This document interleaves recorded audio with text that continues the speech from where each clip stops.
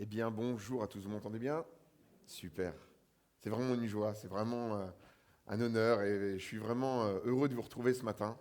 Heureux parce que je vois des visages que je ne vois pas forcément tout le temps et ça fait du bien de vous voir. Merci à Davy pour la confiance qu'il me fait ce matin. J'espère que ça ira encore dans à peu près 30 minutes. Je dis à peu près, on ne sait jamais. Voilà, ce matin, je voulais vous parler de quelque chose d'assez de primordial, quelque chose qui est mentionné beaucoup de fois dans la Bible, à peu près 900 fois. Je ne sais pas si vous avez déjà remarqué, euh, souvent quand il y a de la buée sur un miroir ou sur une vitre, les enfants, à chaque fois, qu'est-ce qu'ils font? Ils dessinent dessus. À chaque fois, c'est automatique. Et je ne sais pas si vous avez déjà remarqué, alors chez moi, c'est comme ça. Vous savez ce qu'ils dessinent? Ils font un cœur. Toujours. Souvent. Encore hier soir, je donnais le bain à mon petit garçon, 3 ans, je le sors, je le pose, je, je regarde, et puis sur les vitres, il y avait déjà des cœurs qui avaient été dessinés, parce que les autres avaient déjà pris leur douche avant. C'est souvent comme ça. Alors il y a une fois où j'ai un de mes enfants, il n'a pas dessiné un cœur, il m'a dessiné un nuage sur la voiture. Mais il n'a pas fait avec son doigt, il a fait avec un caillou, comme ça. Je peux vous dire que ce jour-là, je pense que le Seigneur a gardé mon cœur. Il m'a dit non, non, non. Bénis-le, mais. Et c'est curieux parce que justement, je me disais, mais tout petits, les enfants, déjà, ils ont ce focus sur le cœur. La Bible, je vous disais, elle en fait mention à peu près 900 fois. C'est-à-dire si c'est quelque chose d'important pour Dieu. Le cœur, c'est quelque chose de primordial. C'est l'essence, c'est le centre de la vie, l'essence même de l'être humain. Nos désirs, notre volonté, ce que nous pensons vient de notre cœur, vient de l'intérieur de nous. C'est quelque chose de primordial. Et ce matin, j'avais vraiment quelque chose par rapport à ça. Et ce matin, je me disais, un jour, il y a un pasteur qui est venu me voir et il me dit, comment vas-tu? Bon, je lui réponds, je lui dis, oh, tout va bien. Et là, il me regarde, il me scanne un peu, vous savez, avec les yeux du pasteur, il me dit, mais comment est-ce que tu vas là, en montrant mon cœur? Ce matin, je vais vous dire, comment allez-vous ici? Je ne sais pas si vous pouvez vous tourner vers le voisin en disant, comment tu vas là, ici, ce matin? Est-ce que tu vas bien dans ton cœur?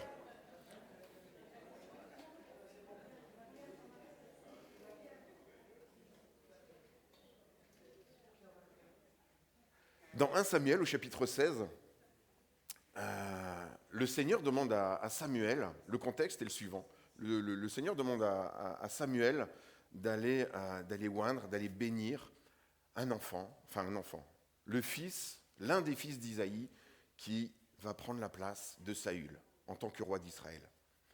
Et quand Samuel il rentre dans la pièce, il voit Eliab.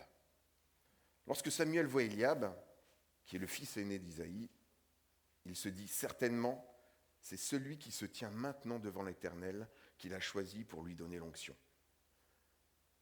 Je pense qu'Eliab, ça devait être quelqu'un d'impressionnant. Il devait être une belle stature, le genre de gars qui va 3 fois par semaine à la gym, qui pousse de la fonte, il est grand, il devait être beau, un peu...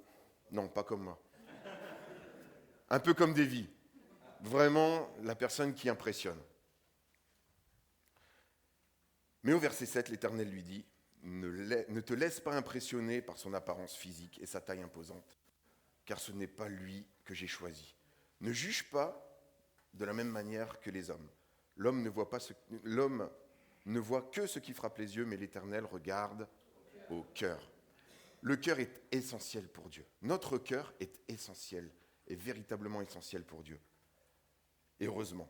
Heureusement que Dieu, justement, ne juge pas notre apparence, ne juge pas à notre compte en banque, ne juge pas à qui nous sommes physiquement, mais l'Éternel regarde véritablement à notre cœur. Et c'est pour cette raison que nous devons en prendre soin. Dieu regarde au cœur. Mon premier point, justement, c'est garde ton cœur. Garde ton cœur. Proverbe 4, verset 23, dans la version seconde, on peut lire « Garde ton cœur plus que toute autre chose, car de lui jaillissent les sources de la vie ». J'ai rajouté la version Summer, que j'aime beaucoup, qui dit « Par-dessus tout, veille soigneusement sur ton cœur, car il est la source de tout ce qui fait ta vie. » Dans ce verset, la Bible dit que notre vie est comme une rivière, comme un fleuve qui coule. Et la source de ce fleuve, la source de cette rivière, c'est notre cœur. Ce que nous aspirons, ce que nous voulons, tout cela vient de notre cœur. Et si notre cœur est contaminé, malheureusement, c'est toute notre vie qui est contaminée également. Dieu, lorsque nous sommes malades du cœur, lorsque nous avons une maladie, quand je dis dans le cœur aujourd'hui, je vais vous parler du cœur physique. Lorsque nous sommes malades du cœur, il peut y avoir plein de sortes de problèmes. Par exemple, on peut avoir des problèmes de digestion. On peut se dire, tiens, en ce moment je digère mal, ça passe pas bien, je vais faire des examens sur mon estomac, je vais faire des examens sur le foie et autre chose. Mais le problème ne vient pas de l'estomac ou de l'appareil digestif, le problème vient du cœur. On peut aussi avoir des problèmes de respiration. Je ne respire pas très bien en ce moment, je ne sais pas trop ce qu'il y a. On va faire des examens concernant les poumons. Mais le problème ne vient pas des poumons, le problème vient du cœur. On peut aussi avoir des problèmes d'articulation. Je ne sais pas si ça vous est déjà arrivé, il y en a qui disent, quand ils ont un problème cardiaque, ils ont mal au bras gauche. Et on peut dire, j'ai des problèmes d'articulation, j'ai mal au bras. Mais le problème vient du cœur.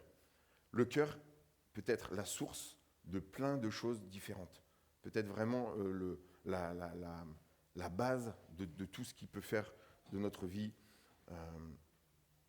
Lorsqu'on a des soucis dans notre vie, ça peut aussi venir de notre cœur. C'est-à-dire qu'on peut avoir des problèmes avec les autres. J'ai un souci, les autres sont comme ça, les autres sont comme ça. Mais le souci ne vient pas forcément des autres, le souci peut venir de notre cœur. Le cœur, c'est la base de toute chose. Comment garder notre cœur ? Aujourd'hui, je suis encore commercial et je fais environ beaucoup de kilomètres. Je ne vais pas vous dire. Je crois que j'ai fait le calcul, j'ai fait plus d'1,5 million de kilomètres depuis que je travaille, donc ça commence à faire. Et quand je suis en voiture, comment dire ? Je suis quelqu'un de... Voilà. Il y a des choses que j'aime pas. Je ne sais pas si ça vous arrive. Moi, il y a une chose que je déteste, c'est qu'on me double par la droite. Alors ça, je vous le dis, oui, je vois, il y en a pour qui c'est. On me double par la droite. Et je les vois arriver comme ça dans le rétroviseur. Et je me dis, ouh là là, celui-là, il est en train de passer, il veut prendre la place devant. Non. Alors quand c'est comme ça, ce que je fais, j'accélère. Et je serre la voiture devant, tu passeras pas devant moi. Et parfois, je vais même plus loin parce que du coup, il veut passer derrière et je ralentis. Comme ça, il ne se met pas non plus derrière. Et en fait, je me suis dit, mais pourquoi, finalement ? Pourquoi ça m'atteint à ce point ? Un matin, je rentre dans ma voiture, je mets de la louange, et là, mon cœur est rempli de Dieu, rempli vraiment de bonnes choses. Je loue le Seigneur dans la voiture. Une voiture veut passer comme ça et force un peu le passage. Qu'est-ce que je fais ? Mais allez-y, monsieur, passez, il n'y a pas de problème. Pourquoi ? Parce que mon cœur est disposé. Je pense qu'il doit être un petit peu plus pressé que moi. Allez-y, il n'y a pas de souci, vous allez passer. Par contre, effectivement, à la fin de la journée, je suis fatigué, j'ai peut-être pas entretenu mon cœur comme il fallait. Ah, là, c'est un petit peu plus compliqué. Notre cœur est la source de toute chose. Dans la Bible, en fait, quand je vous disais comment garder notre cœur, j'avais relevé 3 points. Le premier point, c'est de fuir. Vous allez me dire, c'est pas très courageux. Certes, peut-être. Mais le fait de fuir devant certaines choses peut garder notre cœur. Je pensais à Joseph, bien sûr. Joseph qui était dans la maison de Potiphar. Et la femme de Potiphar vient le voir et dit, couche avec moi. Et Joseph, il aurait pu se dire, ça va rester entre nous. Bon, non, il a fui. Il a préféré fuir. Et on peut se dire, c'est pas très courageux, mais je pense que dans certaines situations, c'est la meilleure chose à faire, c'est de fuir. Un jour, j'étais là où je travaillais avant. Donc, je rentre dans le bureau d'un de mes collègues. Et ils étaient à plusieurs, comme ça, installés devant l'écran d'ordinateur. Je me demandais ce qui se passait. Je viens, j'arrive, je regarde, et là, des images qui ne sont véritablement pas appropriées. La première chose à faire, c'est de fuir. On s'en va, on quitte le bureau et on garde notre cœur. J'avais aussi noté garder des positions fermes dans son cœur, avoir quelque chose de ferme. Je pensais à l'histoire de Daniel et de ses amis qui ont refusé de se nourrir des mets que le roi leur donnait. C'était des choses qui ne plaisaient pas à Dieu, c'était de la viande qui était consacrée pour les idoles, alors que ça devait être, je pense, quelque chose de très bon. Ils ont décidé, ils étaient fermes dans leur décision. Ils ont dit non, nous on ne va pas se souiller avec ça. Nous on va manger uniquement des légumes. Et je pense que la décision d'être ferme, c'est quelque chose d'important pour nous. Un peu plus loin, il y a aussi l'histoire des trois amis, il y a Shadrach, il y a Meshach et Abednego, qui ont refusé de se prosterner devant la statue en or. Ils risquaient gros, ils le savaient, ils risquaient la mort. Mais leur décision était ferme. Ils ont gardé leur cœur plus que toute autre chose. Et enfin, j'avais noté aussi en étant sensible au Saint-Esprit. Moi, ça m'arrive notamment dans mon travail, il y a des choses, et on est, je ne sais pas si vous voyez de quoi je veux parler, on est un peu border. On est un peu border, on dit, je suis sur la limite. Si je vais au-delà de cette limite, je sais que ce que je vais faire, c'est pas terrible, c'est pas bien, ça va me salir. Et parfois, quand on est border, on ne sait pas trop où se situer. Et c'est là où je disais que le Saint-Esprit véritablement nous vient en aide. Il y a comme une petite lumière qui s'allume. Une lumière qui s'allume et il nous dit, là, ce que tu t'apprêtes à faire, tu sais que tu vas franchir la limite. Tu sais que ce que tu vas faire, ça ne va pas me plaire. Soyons sensibles à l'esprit justement par rapport à ces choses-là. Ce que nous laissons entrer dans notre cœur, c'est ça qui nous dirige. J'aime cette citation de Charles Spurgeon. Ça dit, le cœur est le gouvernail de l'homme. Là où il penche, toute la vie finit par suivre.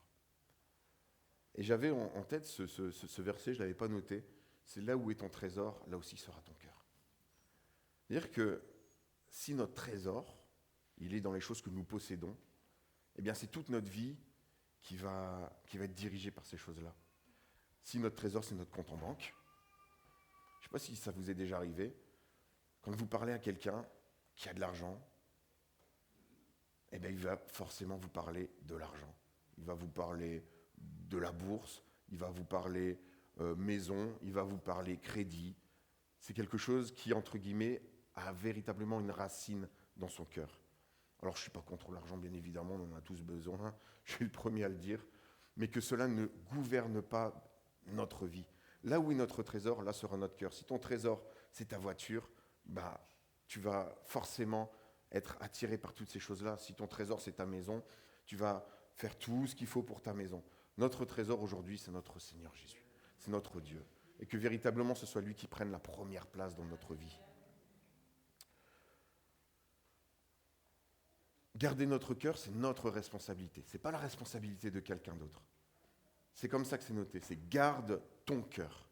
Ils ne disent pas déjà de garder le cœur du voisin, le cœur de ton épouse, le cœur de tes enfants. Non, garde premièrement ton cœur. C'est la première des choses à faire. C'est un commandement. Garde ton cœur. Garder son cœur, ce n'est pas la responsabilité non plus de notre pasteur de garder notre cœur, ou de notre femme, ou de qui que ce soit. Garder son propre cœur. Parfois, garder notre cœur, donc c'est de notre responsabilité, mais malgré notre vigilance, on peut se retrouver blessé aussi par les épreuves de la vie. Et j'ai une bonne nouvelle pour vous ce matin. On connaît le meilleur des cardiologues. Et son nom, c'est Jésus. Amen. Son nom, c'est Jésus. Et c'est ma deuxième partie, c'est Jésus répare ton cœur. Jésus veut guérir ton cœur. Dans Luc 4, au verset 18, c'est Jésus qui parle. Et il dit, « L'Esprit du Seigneur est sur moi parce qu'il m'a consacré par onction pour annoncer la bonne nouvelle aux pauvres. Il m'a envoyé pour guérir ceux qui ont le cœur brisé. » Ce matin, je ne sais pas dans quel état est votre cœur. Et si je dis ça, c'est qu'il est peut-être brisé. Il a peut-être été brisé par une situation qu'on qu'on a pu vivre. Il est peut-être brisé par un espoir, l'espoir de quelque chose qui veut arriver, qui doit arriver, et ça ne vient pas. Alors les jours passent, les mois passent, les années passent, et toujours rien. Et notre cœur est brisé par l'attente.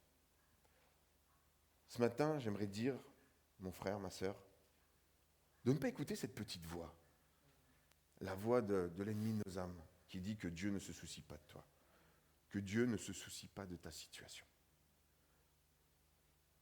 Un peu comme les disciples quand ils sont dans la barque, il y a une grosse tempête, Jésus est avec eux, et Jésus il est calme, serein, il dort. Et les disciples voient les vagues. Pourtant, je pense que ce sont des personnes qui sont aguerries, qui connaissent la mer, qui connaissent, quand ils ont déjà vécu des tempêtes, je pense que ça devait être une sacrée tempête, et commencent à avoir peur pour leur vie. Jésus est avec eux. Et c'est là où ils disent, Seigneur, est-ce que tu te soucies de ce que nous périssons ? Bien sûr que Dieu se soucie de nous, bien sûr que Jésus se soucie de nous. Ce matin, si ton cœur est brisé, s'il est brisé, ça veut dire qu'il est en morceaux. J'ai envie de te dire, prends les morceaux de ton cœur. Tu prends les morceaux de ton cœur et tu viens les déposer. Tu viens les déposer devant Jésus. Parce que lui, c'est lui qui va recoller les morceaux. C'est lui qui donne un cœur nouveau. La guérison du cœur commence justement lorsque l'on répand son cœur devant Dieu. Tu dois lui faire confiance. Tu dois lui donner accès afin qu'il pense tes plaies ce matin. Je pensais à Anne qui attendait la naissance d'un enfant, qui voulait tomber enceinte et qui malheureusement, ça n'arrivait pas. J'en avais parlé la dernière fois quand je suis venu. Je pense que son cœur était brisé. Elle est venue devant le Seigneur, elle l'a répandu. Elle a répandu pour qu'il puisse la guérir et vivre une guérison intérieure. Ce matin, il faut aller justement au pied de la croix. Parce que c'est là où Jésus a tout accompli. C'est là où Jésus justement nous attend pour nous réparer. La guérison se poursuit aussi. Il faut prêter attention à ce que justement Dieu veut nous dire. J'ai un exemple qui m'est venu, c'est l'exemple de Marie qui est devant le tombeau et qui pleure. Jésus est mort, on l'a mis dans un tombeau et elle est complètement dévastée. Elle est dévastée parce qu'elle se dit, celui que j'aime est mort. On l'a mis dans un tombeau et quand elle arrive, elle voit le tombeau vide. Elle se dit, mais où est le corps ? Elle n'a pas compris. Ces larmes l'empêchent de reconnaître Jésus. Parce que Jésus, il vient, il lui parle, et ces larmes l'empêchent de le reconnaître. Elle ne le reconnaît pas. Elle le prend même pour le jardinier. Elle dit, mais où as-tu mis le corps de mon maître ? Où as-tu mis le corps de Jésus ? Et au moment où Jésus l'appelle par son nom, il lui dit, Marie, c'est là où tout s'éclaire pour elle. Elle comprend qui il est. Sachons reconnaître la voix de Dieu, la voix de Jésus quand il nous parle. C'est l'un des points pour la guérison. Et la guérison, j'ai noté ça aussi, elle se termine par une réelle restauration. Et là, je pense à Pierre. Je me suis dit, Pierre, il était avec Jésus pendant 3 années. Il a passé du temps avec lui. Et il a fait quelque chose. Il a trahi son maître. Il a trahi Jésus. Et quand il s'en est rendu compte, il a pleuré amèrement. Je pense que son cœur devait être brisé. Il devait véritablement être en morceaux. J'ai trahi celui que j'aimais. Ça ne va jamais se réparer, ce n'est pas possible. Mais Jésus l'a restauré. Jésus est allé le voir et 3 fois, il lui a dit, est-ce que tu m'aimes ? Il a dit, oui, je t'aime. Et il lui a dit, tu seras mon serviteur. Tu iras parler de moi autour de toi. Tu deviendras l'un des apôtres et tu annonceras l'évangile. Et c'était une restauration complète. Pierre a pleuré, Pierre était brisé, mais Jésus l'a reconstruit.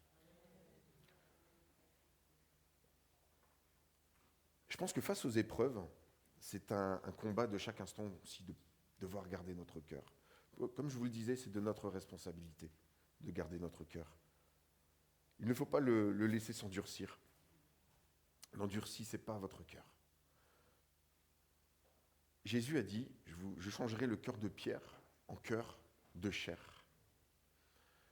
Cette semaine, j'avais une discussion avec quelqu'un de proche de moi et il me disait qu'il avait vécu quelque chose de très compliqué pendant ces dernières années et que ça l'avait complètement transformé.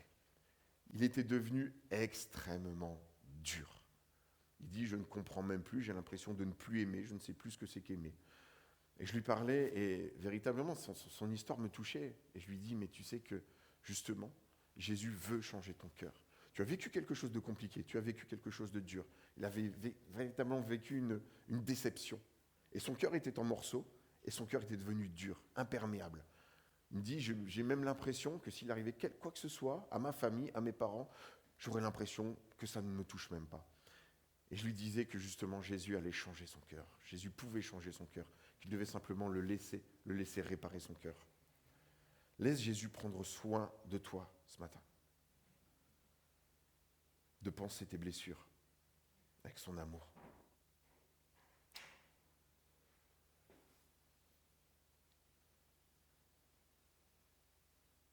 Dans le psaume 34, verset 19, je ne l'avais pas donné la technique, mais je l'avais noté, c'est l'Éternel est proche de ceux qui ont le cœur brisé. Il sauve ceux qui ont l'esprit abattu. J'ai un petit témoignage par rapport à ça. C'est véritablement le témoignage de ma vie. J'avais pris un engagement avec le Seigneur, un engagement réel, sincère. Il avait transformé ma vie, il avait changé ma vie. Il m'avait délivré de plusieurs addictions. Et alors que j'étais jeune chrétien, on témoignait, on allait dans les rues, on chantait. Et j'avais ce feu bouillant pour le Seigneur. Et je voyais parfois même autour de moi certains jeunes qui avaient pris la décision de suivre le Seigneur en même temps que moi. Et pourtant, ils quittaient l'église. Et en vérité, je les jugeais. Je disais, mais comment c'est possible d'avoir vécu une transformation avec le Seigneur et de repartir comme ça? Le Seigneur, à un moment donné, alors que je l'aimais de tout mon cœur, bien évidemment, je le suivais, j'ai laissé rentrer petit à petit des choses dans mon cœur. Des choses que j'avais laissées tomber, des choses que je ne voulais plus. C'est revenu. Et c'était par le biais de personnes que je fréquentais. Et je me suis dit, c'est pas grand-chose, c'est rien. Mais plus on passe du temps, plus j'ai passé de temps, je vais véritablement parler pour moi, plus je passais de temps avec ces personnes-là, et plus je commençais à leur ressembler. Alors que Dieu avait transformé ma vie, je commençais petit à petit à m'éloigner de lui, à m'éloigner de tout ce qu'il avait fait dans ma vie, et même à reprendre toutes ces addictions, toutes ces mauvaises choses que j'avais pourtant été délivré, dont j'avais été délivré. Petit à petit, je commençais à y retourner. Et à un moment donné, j'étais chez moi et je me suis rendu compte que tout ce que j'avais laissé était revenu dans ma vie. Pourquoi? Parce que je n'avais pas gardé mon cœur. Je n'avais pas veillé sur ma vie, je n'avais pas veillé sur moi. Je me suis véritablement repenti devant lui. J'ai vraiment compris à ce moment-là que si je ne veillais pas sur mon cœur, sur ma vie, eh bien, il y avait des choses qui allaient revenir et qui allaient reprendre le contrôle de ma vie. Je vais inviter les musiciens à revenir ce soir.